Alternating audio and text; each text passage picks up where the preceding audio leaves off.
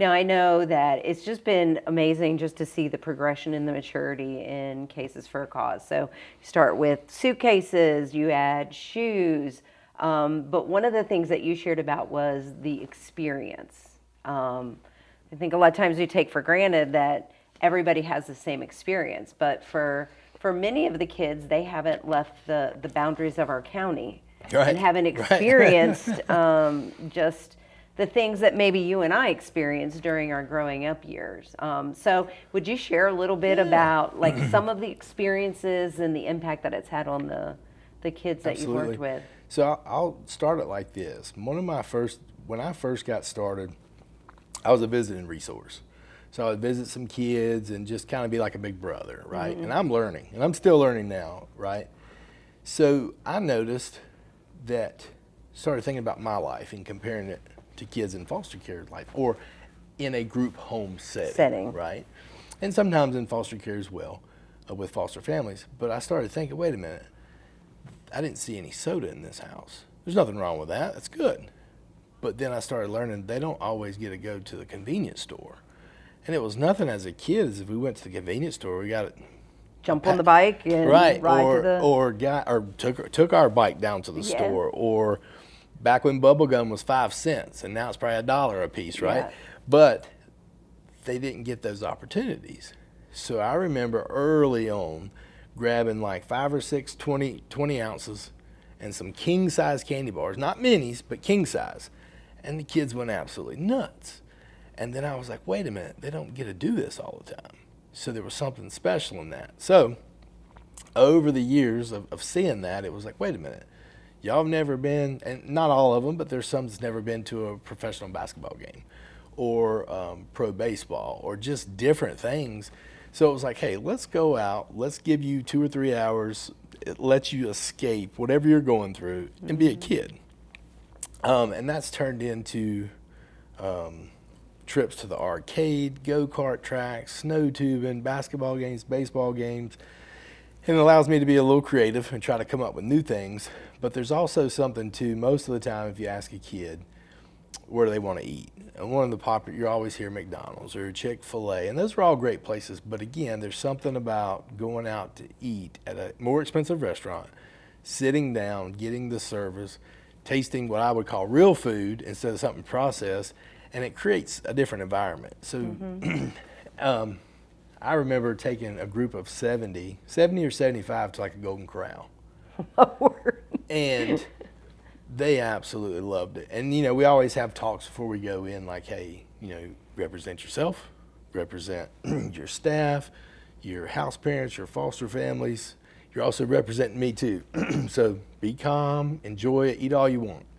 And when you tell a kid to eat all they want, or eat what they want, you had kids that were getting gummy bears and ice cream just because they were allowed to do it. Then you'd have some that get a little bit of everything. So we love, not saying gummy bears and ice cream is the best thing, but there's something about when the kid has ability to make those decisions, it's not going to hurt them for one meal. They Right. probably never get that opportunity to see 100 items on a buffet. Yeah. Or when they go to a movie theater, sometimes it's like you take a big group, it's expensive to get popcorn. But if you're like, hey, y'all go and you get popcorn, you get whatever drink, you get whatever candy, it creates this memory of like, wow, and a whole experience. Yeah. Because I can remember that as a kid. I didn't always get popcorn, drink, and candy. Pick one or pick a drink and a small popcorn. But you tell a 10 or 10, 12, 14-year-old where you can get an extra large popcorn, it's a whole different ballgame. Yeah. And you don't have to share with anybody. Right, it's yours. It's yours. It's yours. And I think, too, the thing of it being yours, the ownership, you see a lot of that of like things have been taken from them, or maybe there was an item they had that they weren't allowed to take with them somewhere, or the Yeah. things in their life that may have been taken away. Yeah. Getting something that's theirs, like it would not surprise me if a kid went to a movie theater and got a souvenir cup. That cup's going to be on their nightstand. Stan. They'll keep it. They'll keep it. It means something to them.